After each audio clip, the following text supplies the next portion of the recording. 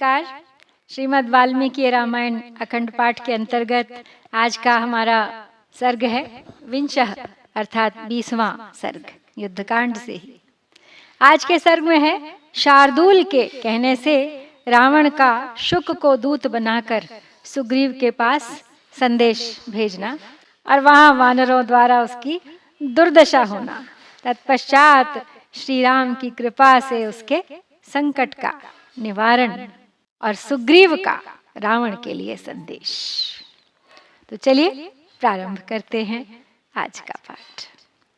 ततो निविष्टाम ध्वजिनी सुग्रीवेणाभिपालितां ददर्श राक्षसो अभ्येत्य शार्दूलो नाम वीर्यवान्। चारो राक्षसराजस्य रावणस्य दुरात्मनः तां दृष्ट्वा सर्वतो व्यग्राम प्रतिगम्य स राक्षसः आविश्य लंकाम वेगेन राजानमिदम् अब्रवीत् एष वै वानरर्क्षोघो लंकाम समभिवर्तते अगाधश्चाप्रमेयश्च द्वितीय एव सागरः पुत्रौ दशरथस्येमौ भ्रातरौ रामलक्ष्मणौ उत्तमौ रूपसम्पन्नौ सीतायाः पदमागतौ एतौ सागरम् आसाद्य सन्निविष्टौ महाद्युते बलं चाकाशमावृत्य सर्वतो दशयोजनं तत्त्वभूतं महाराज क्षिप्रम वेदितुमर्हसि। तो श्री रामचंद्र अब विभीषण की सम्मति के अनुसार समुद्र की आराधना करने जा रहे हैं। उनसे विनय करने जा रहे हैं कि वो मार्ग प्रदान करें जिससे समुद्र पर पुल बांधा जा सके। इसी बीच में दुरात्मा राक्षस राज रावण के गुप्तचर पराक्रमी राक्षस शार्दूल ने वहां आकर सागर तट पर छावनी डाले पड़ी हुई सुग्रीव द्वारा सुरक्षित वानरी सेना को देखा। सब और शांत भाव से स्थित हुई उस विशाल सेना को देखकर वह राक्षस लौट गया और जल्दी से लंकापुरी में जाकर राजा रावण से यूं बोला, महाराज, लंका की ओर वानरों और भालुओं का एक प्रवाह सा बढ़ा चला आ रहा है। वह दूसरे समुद्र के समान अगाध और असीम है। राजा दशरथ के ये पुत्र दोनों भाई श्री राम और लक्ष्मण बड़े ही रूपवान और श्रेष्ठ वीर हैं। वे सीता का उद्धार करने के लिए यहाँ आ रहे हैं। तो हे महातेजस्वी महाराज, ये दोनों रघुवंशी बंधु भी इस समय समुद्र तट पर ही आकर ठहरे हुए हैं। वानरों की वह सेना सब ओर से 10 योजन तक के खाली स्थान को घेर कर वहां ठहरी हुई है और ये बिल्कुल ठीक बात है। आप शीघ्र ही इस विषय में विशेष जानकारी प्राप्त करें। तव दूता महाराज क्षिप्रमर्हन्ति वेदितुम् उपप्रदानम सान्त्वम वा भेदो वात्र प्रयुज्यताम्। शार्दूलस्य वचः श्रुत्वा रावणो राक्षसेश्वरः उवाच सहसा व्यग्र सम्प्रधार्यार्थमात्मनः शुकं साधु तदा रक्षो वाक्यमर्थविदां वरम्। सुग्रीवं ब्रूहि गत्वाशु राजानं वचनान् मम यथा संदेशं क्लीबं श्लक्ष्णया परया गिरा। त्वं वै महाराज कुलप्रसूतो महाबलश्च रक्षरजः सुतश्च न कश्चनार्थस्तव नास्त्यनर्थस्तथापि मे भ्रातृसमो हरीश। रावण का गुप्तचर शार्दूल रावण को सूचना दे रहा है कि हे राक्षस सम्राट, आपके दूत शीघ्र सारी बातों का पता लगा लेने के योग्य हैं, अतः उन्हें भेजें। तत्पश्चात जैसा उचित समझे वैसा करें। चाहे उन्हें सीता को लौटा दें, चाहे सुग्रीव से मीठी मीठी बातें करके उन्हें अपने पक्ष में मिला लें, अथवा सुग्रीव और श्री राम में फूट डलवा दें। शार्दूल की बात सुनकर राक्षस राज रावण सहसा व्यग्र हो उठा और अपने कर्तव्य का निश्चय करके अर्थवेत्ताओं में श्रेष्ठ शुक नामक राक्षस से उसने यह उत्तम वचन कहा। रावण बोला, दूत शुकराज, तुम मेरे कहने से शीघ्र ही वानर राज सुग्रीव के पास जाओ और मधुर एवं उत्तम वाणी द्वारा निर्भीकता पूर्वक उनसे मेरा यह संदेश कहो कि हे वानर राज, आप वानरों के महाराज के कुल में उत्पन्न हुए हैं, आदरणीय ऋक्ष राजा के पुत्र हैं और स्वयं भी बड़े बलवान हैं। मैं आपको अपने भाई के समान समझता हूँ। यदि मुझसे आपका कोई लाभ नहीं हुआ है तो मेरे द्वारा आपकी कोई हानि भी नहीं हुई है। अहम यद्य हरम भार्याम राजपुत्रस्य धीमतः किम तत्र तव सुग्रीव किष्किन्धाम प्रतिगम्यताम न हि यम हरिभिर्लंका प्राप्तुम शक्या कथंचन देवैरपि सगंधर्वैः किम पुनर्नरवानरैः स तदा राक्षसेन्द्रेण संदिष्टो रजनीचरः शुको विहंगमो भूत्वा तूर्णमाप्लुत्य चाम्बरम् सा गत्वा दूरमध्वानोपरि सागरम् संस्थितो ह्यंबरे वाक्यम सुग्रीवम् इदम् अब्रवीत्। तो अपने गुप्तचर शार्दूल की सलाह के अनुसार रावण अब चाहता है कि वो सुग्रीव को अपनी ओर मिला ले और कुछ संदेश देकर शुक को वो इसी के लिए तैयार कर रहा है। वो कहता है कि सुग्रीव से तुम जाके कहना कि सुग्रीव, यदि मैं बुद्धिमान राजपुत्र राम की स्त्री को हर लाया हूँ तो इसमें आपकी क्या हानि है, अतः आप किष्किंधा को लौट जाइए। हमारी इस लंका में वानर लोग किसी तरह भी नहीं पहुँच सकते हैं। यहाँ देवताओं और गंधर्वों का भी प्रवेश होना असंभव है, फिर मनुष्यों और वानरों की तो बात ही क्या है।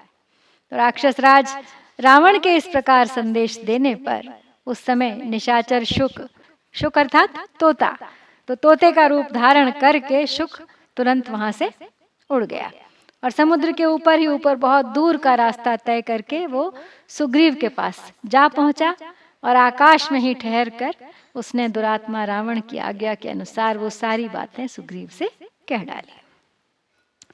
सर्वमुक्तम यथादिष्टम रावणेन दुरात्मना तत्प्रापयन्तं वचनं तूर्णमाप्लुत्य वानराः प्रापद्यन्त तदा क्षिप्रं लोप्तुं हन्तुं च मुष्टिभिः सर्वैः प्लवंगैः प्रसभं निगृहीतो निशाचरः गगनात् भूतले चाशु प्रतिगृह्यावतारितः वानरैः पीड्यमानस्तु शुको वचनमब्रवीत् न दूतान् घ्नन्ति काकुत्स्थवार्यन्तां साधु वानराः यस्तु हित्वा मतं भर्तुं स्वमत्तं सम्प्रधारयेत्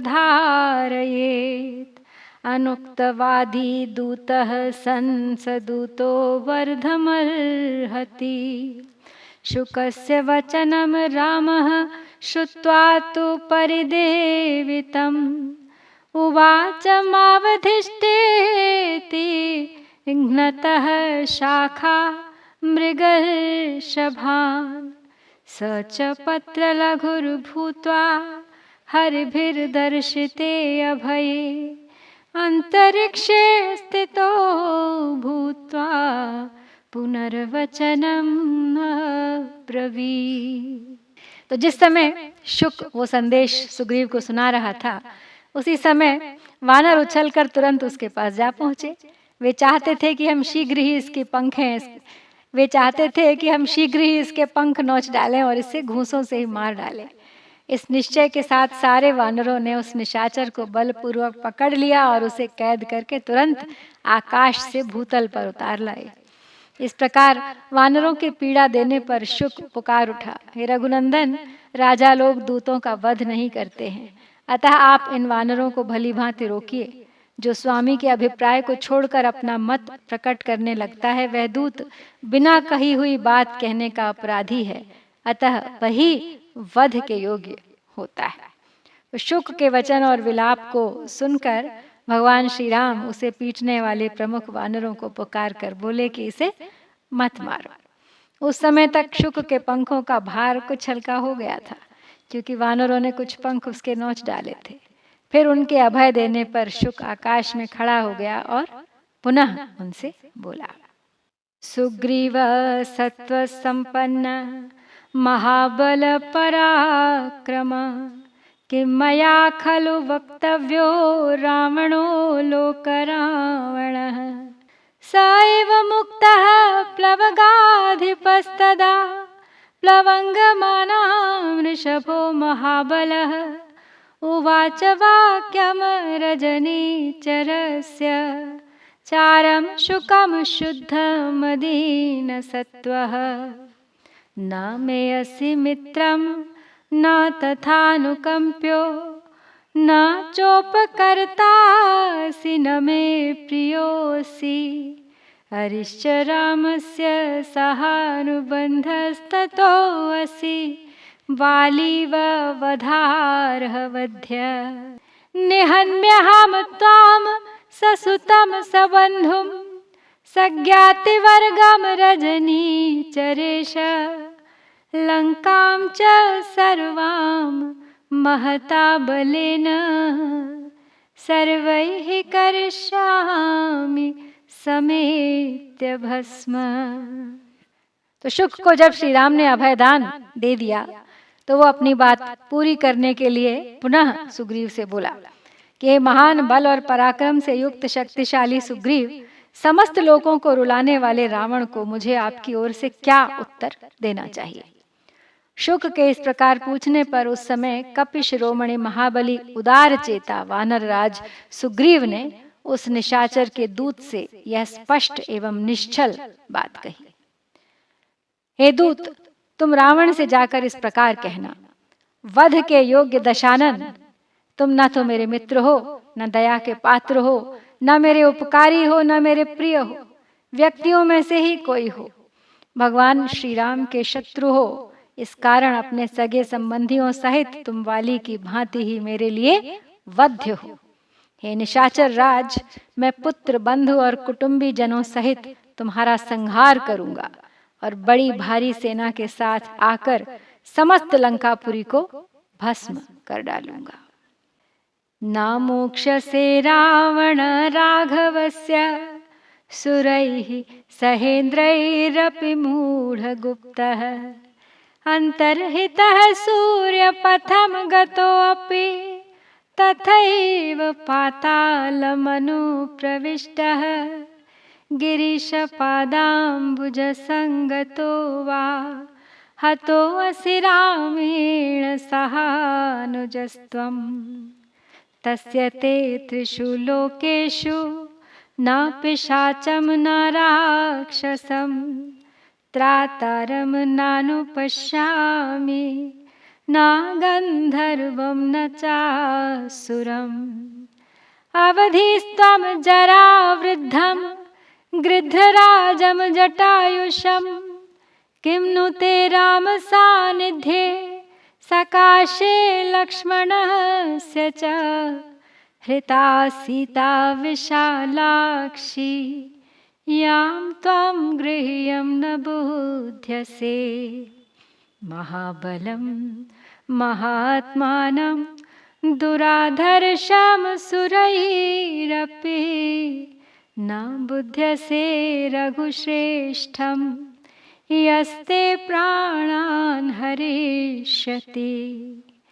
ततो अब्रवीद् वाली सुतोऽप्यङ्गदो हरिसत्तमः, नायं दूतो महाराज चारकः प्रतिभाति मे, तुलितं हि बलं सर्वमनेन तव तिष्ठता, गृह्यताम मागमल्लंका में तद्धि मम रोचते। सुग्रीव अपने संदेश को आगे बढ़ाते हुए कहते हैं कि रावण से कहना कि हे मूर्ख रावण, यदि इंद्र आदि समस्त देवता भी तुम्हारी रक्षा करें तो भी श्री रघुनाथ जी के हाथ से अब तुम जीवित नहीं छूट सकोगे। तुम अंतर्धान हो जाओ, आकाश में चले जाओ, पाताल में घुस जाओ, अथवा महादेव जी के चरण विंदों का आश्रय ले लो, फिर भी अपने भाइयों सहित तुम अवश्य श्री रामचंद्र जी के हाथों से मारे जाओगे। तीनों लोकों में मुझे कोई भी पिशाच, राक्षस, गंधर्व या असुर ऐसा नहीं दिखाई देता जो तुम्हारी रक्षा कर सके।